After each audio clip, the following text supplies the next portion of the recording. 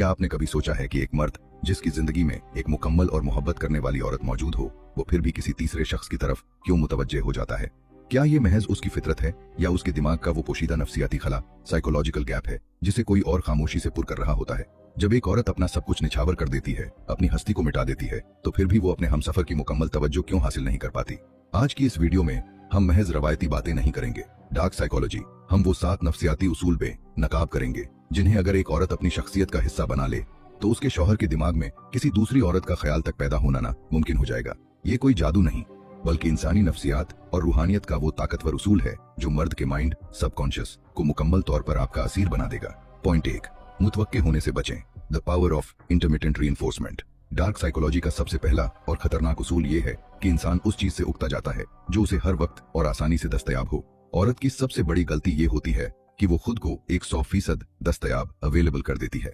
मर्द की नफ्सियात शिकारी की सी है। अगर आप हर वक्त उसके इर्द गिर्द घूमेंगी, हद से ज्यादा मिन्नतें करेंगी, तो आप उसके लिए अपनी कशिश खो देंगी। अपनी एक अलग और मजबूत शख्सियत बनाएं।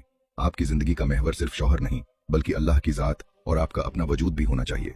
जब मर्द देखेगा कि ये औरत सिर्फ मेरी मोहताज नहीं, बल्कि इसका अपना एक वक्तार, हया और इज्जत नफ्स है, तो उसके माइंड में आपको खोने का खौफ पैदा होगा और यही खौफ उसे आपका दीवाना बनाएगा। पॉइंट 2, मर्द की अना की तस्कीन, ईगो एंकरिंग। मर्द मोहब्बत से ज्यादा इज्जत का भूखा होता है।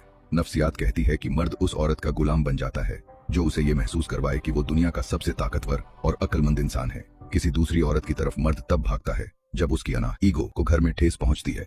इस्लाम में मर्द को कव्वाम बनाया गया है। उसकी इस हैसियत को तस्लीम करें। जब वो कोई फैसला करे तो उसकी तारीफ करें। डार्क साइकोलॉजी की जबान में इसे ईगो स्ट्रोकिंग कहते हैं। जब आप उसे वो इज्जत देंगी जो वो बाहर तलाश करता है, तो उसका दिमाग आपको एक महफूज पनाह गाह, सेफ हेवन के तौर पर रजिस्टर कर लेगा। पॉइंट 3, जज्बाती लंगर, अंदाज होना, इमोशनल कंडीशनिंग। क्या आप जानती हैं कि मर्द आमतौर पर बाहर की औरत की तरफ क्यों कशिश महसूस करता है? क्योंकि वो उसे मुस्कुराकर बिना किसी शिकवे के सुनती है। घर में आते ही अगर उसे शिकायत की फहरिस्त मिलेगी तो उसका दिमाग घर को स्ट्रेस जोन, जहनी दबाव की जगह समझने लगेगा। कुरान कहता है, और उसने तुम्हारे ही माबैन जोड़े बनाए ताकि तुम उनसे सुकून हासिल करो। आपको उसके लिए सुकून बनना है। जब वो घर आए तो इब्तिदाई 20 मिनट मुकम्मल खामोशी और मुस्कुराहट के साथ उसे दें। उसका दिमाग इस कदर मशरूत, कंडीशनड हो जाएगा कि बाहर की दुनिया का हर दुख उसे आपके पास खींच कर लाएगा।